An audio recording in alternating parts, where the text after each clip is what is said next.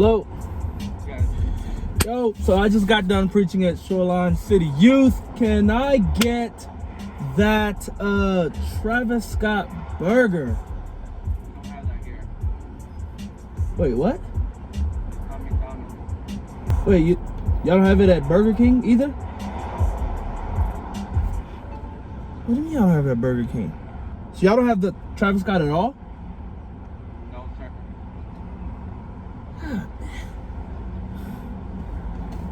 Can y'all make it like it, if possible? No, we don't have those ingredients here.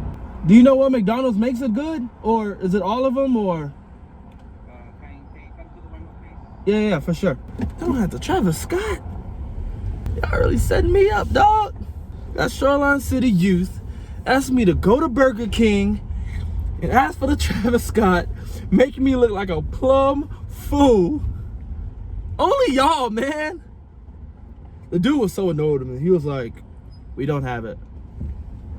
No, sir. They use a different sauce. We can't even make that. And he got frustrated. He was like, drive to the window. Drive to the window. And I just felt like if I drove through the window, he would have been like waiting to fight me or something. Wouldn't want to fight me neither. Kicks ass, man. I'm not trying to have that. I'm trying to feel good. You know what I mean? Anyways, y'all, I did y'all challenge. So no more crazy stuff for now. I'm always down. Peace.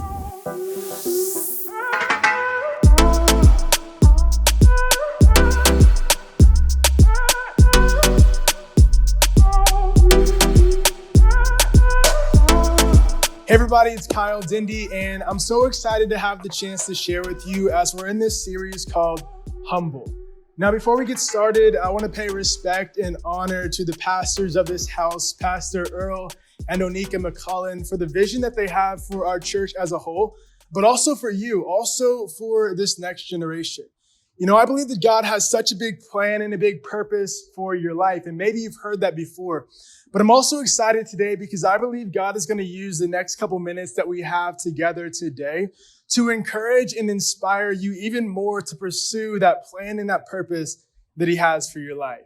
You know, I heard a quote one time, and it says this, that you become like the 5 people that you spend the most time with. And maybe you've heard this before, that you become like the 5 people you spend the most time with. So if 5 of your closest friends every single day are scrolling through Instagram, getting absorbed by social media, comparing themselves to everybody else, I don't have to know you to know that you're probably the 6th one. If 5 of your closest friends every single day are out doing things that you know you shouldn't be doing, I don't have to know you to know that you're probably the 6th one. Why? Because we become like the 5 people we spend the most time with. And now, with everything that's happening in the world today, with the pandemic, with shelter in place, with the quarantine, maybe it's not as true that you become like the 5 people you spend the most time with. But I think it is true that you become like the 5 people you follow the most. Like the 5 people you find yourself every day scrolling through their Instagram the most. Like the 5 people on social media every day that you're letting speak into your lives the most. And if we're not careful, we'll go around following all of these people, but never stopping to ask ourselves, wait a minute, I'm following them, but where are they leading me? Because the truth is, all these people, they're telling us how we ought to live our lives. And they're telling us what we ought to buy with our money. They're telling us how we ought to talk and walk and be and live. And if we're not careful, we'll think that they're right just because they're an influencer. But being an influencer doesn't mean that what you're saying is right. It just means that you have influence. And what I want you to do, what I need you to be conscious of, is the fact that some people are guiding you in a certain direction, telling you what's right, telling you what's wrong, with no care or concern for if the things that they're telling you actually align with this word. You see, the world so often in the people that we follow, the world will try to tell you that everything is about you.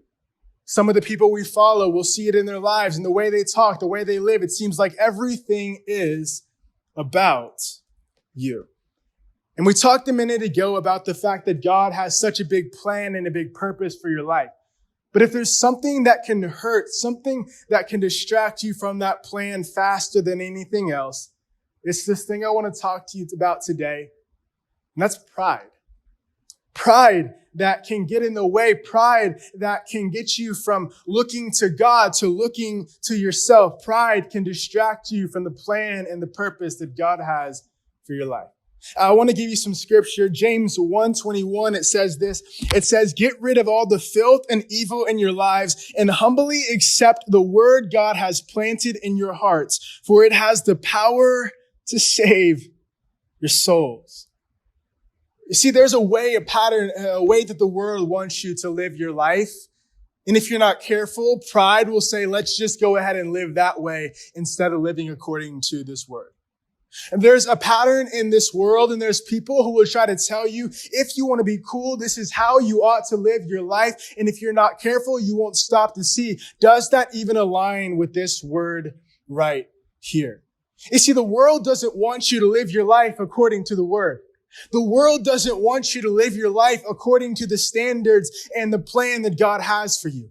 You see, in scripture, it says this. It says, how can a young person stay pure? By living according to your word. And it doesn't say by living according to the world. It says the word, not the world, but the word, not the world, but the word. Watch, it's one letter that makes a world of a difference. Are you living your life according to the world's standards and what they say? Or are you living your life according to the word? I got another verse, and I love this. It's in the Message translation in James 4, and it says, you're cheating on God if all you want is your own way, flirting with the world every chance you get. And now listen, this is what a lot of us do a lot of the time. We try to flirt with the world, if you will. What does that look like? It says, well, I'm not as bad as that person, so I guess I can just do a little bit of this because it's not as bad as that person over there. I don't cuss as much as that person, so it's okay if I cuss a little bit over here and a little over there because I'm just flirting with the world. I'm not jumping all in. I'm just flirting with it. What does it say? It says you're cheating on God if all you want is your own way. That's pride. Flirting with the world every chance you get. You end up enemies of God and his way. And I love this last part. It says, and do you suppose God doesn't care? You know, one of the problems with pride is that pride says, I don't need any help. One of the problems with pride is that pride says, I don't need anybody. One of the problems with pride is that pride says, I don't need God. And there's another problem with pride, another one that we don't talk about enough. But in this generation, I think we struggle with the most. And it's what was in this verse. It's the problem with pride that says, God won't care. It says, I know what the word says, but I don't really think God will care. I know what the word says about how I should treat my boyfriend or my girlfriend and how I should interact with them, but I don't think God will really care.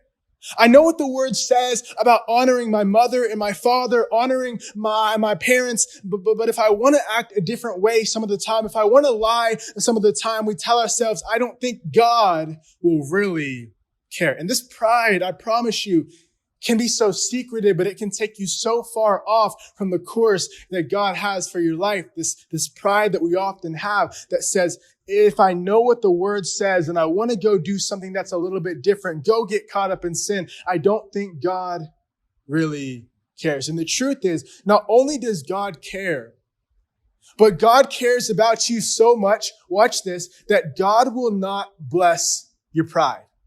You see, some of us have big goals and dreams and aspirations for our life. We have things that we know that God called us to do, places we know that he's going to take us. And we're saying, God, you told me I'm going to go there, so why hasn't it happened yet? And we have pride in our heart that we don't see. And what we don't understand is God is not going to bless your pride. Why? How do I know that? Because it says in James 4:6, it says that God opposes the proud, but he gives grace to the humble. It says that he opposes the proud, but he gives grace to the humble. Now, if we're just talking about our haters, and I've got haters who don't want to see me win. I've got haters who want to see me fail. They're preying on my downfall. And I've got haters this and haters that. If it's just haters, I can probably get around that. If it's haters, people that are opposing me, I can get around that. But listen, if it is God opposing you, you're not going to succeed in the plans that you have. If it's God that is opposing you, you're not just going to juke that out and then go get on to what you had going on. If it's God opposing you, you're going to be stuck exactly where you are, paralyzed in the same place where you are for so long until you humble yourself so God can give you grace. Why? Because God opposes the proud, but he gives grace to the humble. If God is opposing you, you're going to be stuck where you are. So I want to give you 3 practical steps, if you will, to paralyze, to stop your pride. Number 1 is that you got to recognize that you have pride. A lot of us, we think that we don't. And maybe you're hearing this message from me right now and you're thinking, that's great for the next person, but I don't have pride. Listen to me, that's pride. And what we have to do is we have to recognize that we have pride, and we have to take that pride to Jesus and say, I don't have it all together and I struggle with this. We have to recognize that we have pride. Number 2, we have to call out the areas in which pride has us. What do I mean? Maybe sometime you've seen somebody mess up, somebody fail, or maybe it was something smaller. You saw somebody wearing some shoes or an outfit that you didn't think were cool, and you thought to yourself, I'm glad I'm not them. If you're not careful, those small thoughts that you have again and again and again will build up so much pride in your life. But the Bible says to take every thought captive and make it obedient to Christ. So it's one thing to have a prideful thought. It's another thing to say that thought is not going to have me. And I'm recognizing I have it. I'm recognizing pride has me. And again, I'm going to say, Jesus, I'm struggling with this. I'm dealing with this, but I recognize that I have it. And when you bring it to the surface like that, God can deal with it and is happy to help you take that away. We got to recognize we have pride. We got to call out the areas in which pride has us. And number 3, I love this. It's super simple, but super powerful. Serve. One of the best ways to drive out pride in your life is to start serving. Where do I serve? Serve in your church. Serve in your family. Help around the house. Serve with your siblings. Serve with your friends. When you are serving, it's hard to be prideful. When Jesus is washing people's feet, when you're metaphorically washing people's feet, it's hard to be prideful. When you get caught up in the service of other people because you want to expand God's kingdom, I promise you it's going to help you to get the pride out so that you can get the grace in. Because listen to me. This verse is not just a verse that should be tossed around, that God opposes the proud, but gives grace to the humble. When you have the grace of God behind you, all things are powerful in your life. When you have the grace of God behind you, there's nothing that you can't do. And the plan and the purpose that God has for your life is going to require, not just can use the grace of God, it is going to require the grace of God. So maybe you're listening to me right now and you're like, man, there's some areas where, I'm dealing with pride. I don't want you to feel too ashamed to admit that. I have pride in my life. We all have pride in our life. And if anybody tells you they don't, listen, that's pride. Listen to me. If you feel like you're dealing with this, what I want you to do is recognize that when you take this to Jesus and when you call out the pride in your life and you let him deal with that, God then has the ability to elevate you and take you so much farther and use you so much more. Because God opposes the proud, but he gives grace to the humble. We're going to transition into a time of worship with a song that I love, and it's called What Would You Do? And this song, it goes, what would you do if you walked into the room? And listen to me, if you saw Jesus walk into the room, you would want to be on his team. You would want to be pursuing the plan and the purpose that he has for your life. And to do that, we got to lay down ourselves. We got to surrender our pride so that we can pick up the grace of Jesus and do what he has for us to do in our time on this earth. You're here this place, God.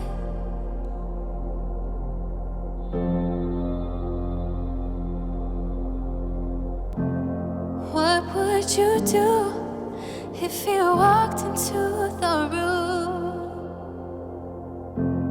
What would you do if you walked into the room?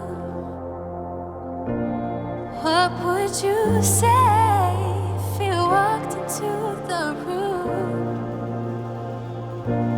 How would you praise if you walked into the room? How would you shout if you walked into the room? What would you do if you walked into the room? What would you say if you walked into the room? How would you praise if you walked into the room? How would you shout if you walked into the room? What would you do? What would you do if you walked into the room?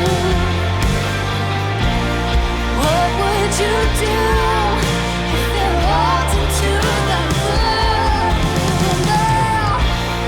How would you praise if you walked into the room? What would you do if you walked into the room? The King's in the room. Your healer's in the room. Your provider's in the room. Your redeemer's in the room. Your champion's in the room. Your waymaker's in the room. So what would you do? How what would you do?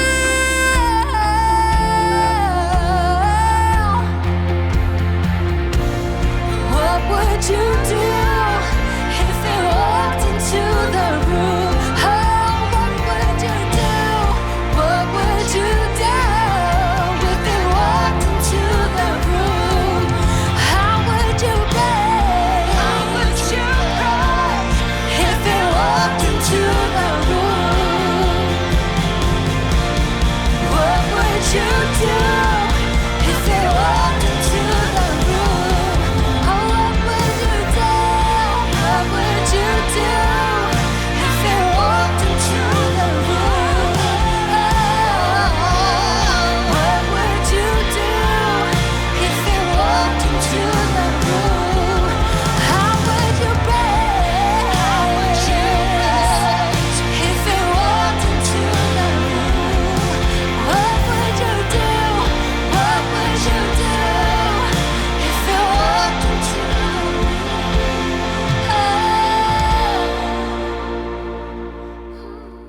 Wow, that was so powerful. I hope that you enjoyed that. But wait, don't stop. Don't end the video yet, okay? Because we want to get to know you. We want to connect with you. Yes, so I want you to text this number or text the message at YTHSC to the number 81010, okay? Why do I want you to do that? Because you're gonna get updated on everything we're doing and you're gonna stay connected, because also on Monday, you're gonna receive a text and you're gonna be able to respond to that text for a chance to win a gift card. That's right. How you win that gift card? Well, all you need to do is reply with what the first point from Kyle's message was.